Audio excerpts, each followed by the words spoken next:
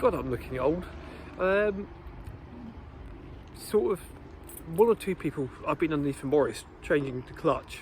I've still got quite a lot of work to do on that. I'm looking really dirty.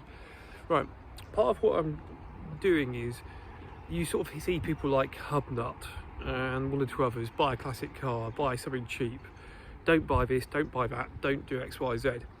I've done a little bit of sort of preemptive filming, but I'm going to do a walk around on the latest Classicaraddict purchase, the one which is going to replace the Vitara.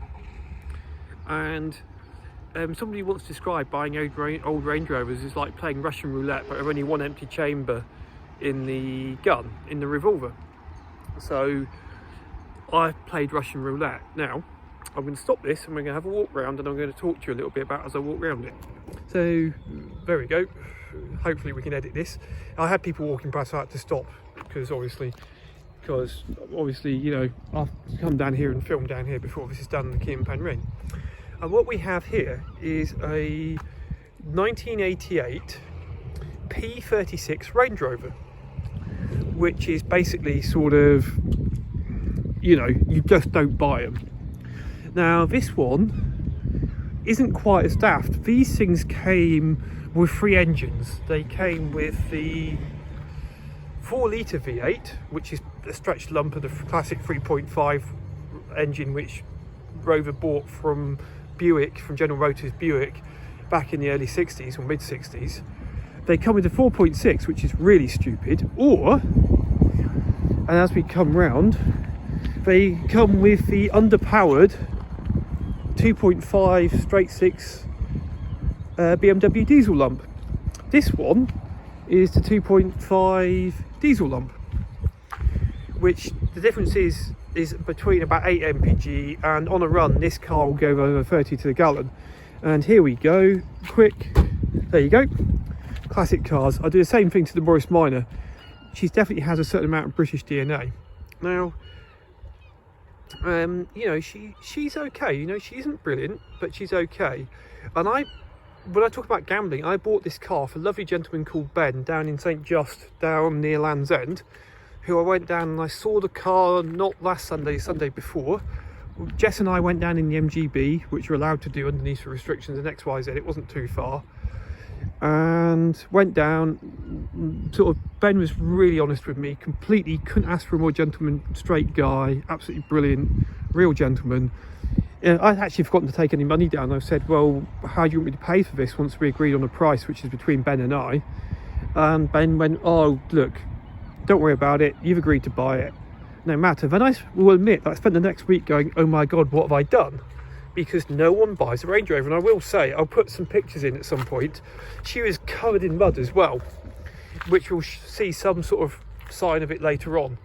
But she's covered in mud, and she did not look a pretty car. She just, but I got underneath, the chassis was pretty good on her. She was sitting on some really chunky tyres, which I got these from a nice gentleman called Ryan up in Exeter, and these are Disco 2 wheels, but Disco 2 wheels are the same as, so it's all fine.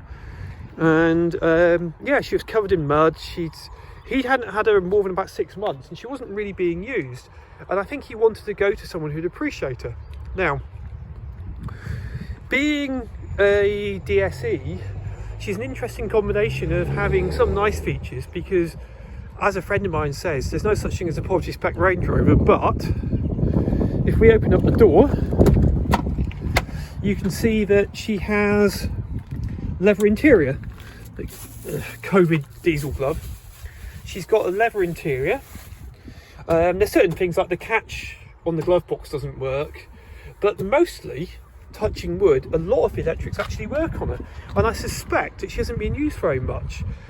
And you know, everything, I mean, you can see Ben took it off-roading with the window open, and he's got this lovely leather and stuff dirty. He painted the headliner, because they're known for dropping, he painted the headliner black, which is really nice of him. He's left some nice touches like the cream handles, except there isn't one on this side. Yeah, I mean, you know, sort of other classic sort of Range Rover features. Obviously split level tailgate, like that. Haven't used the MGB for a little while, so I've got the booster pack in the back to start the MGB. Split level tailgate. And we're now going to have a bit of classic. Oh, that worked. Of course it works first time when it's on camera. She obviously doesn't want to show herself up. And yeah, I'll pop the bonnet and we'll have a quick look at the diesel engine. I'm going to turn the lights off now. Pop the bonnet. And here we go. You will notice she's sitting quite high. Well, oh, that's better.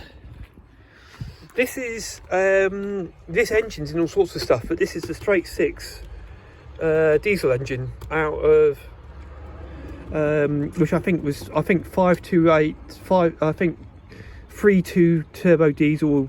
The BMW 3.2 turbo diesels and the 5 Series turbo diesels had this engine in the mid-90s, and possibly even a 7 Series, but I don't know about that. But I know that this engine, brilliant engine, but in this capacity, you know, in a BMW which weighs a ton and a little bit, and not a bad engine, in something which weighs I think the gross vehicle weight with this loaded up with fuel is 2 tons. With something which weighs 2 tons, it's a little bit different. You know, you don't really want to do that. I'll actually fire up just a second so you can hear her clattering away.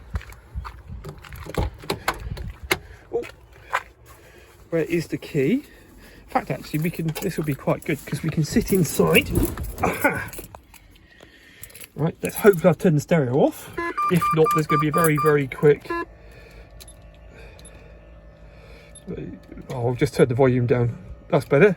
We don't want any copyright strikes. Here we go.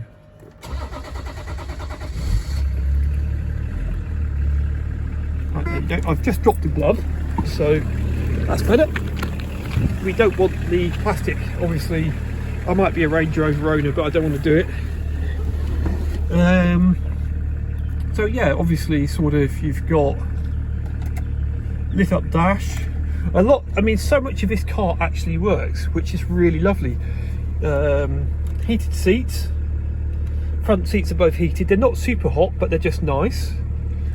And she's a really lovely car. These controls are all to do with the air suspension. Now, the air suspension, in a minute I'll shove my head underneath and hopefully you can see, but she's actually sitting on coils, which means that she hasn't got air suspension, which is lovely. So yeah, you know, I mean, she isn't the most sophisticated sounding one, but I just got shown that what you do is you do that, because they don't always tip back. There you go. But she's a really lovely thing. And so she's only got, as of filming, she's got 6 weeks MOT on her. I think 5.5 weeks MOT. Now in this country you can only MOT something which, if you MOT it within the month of the MOT due, you get that extra time put on.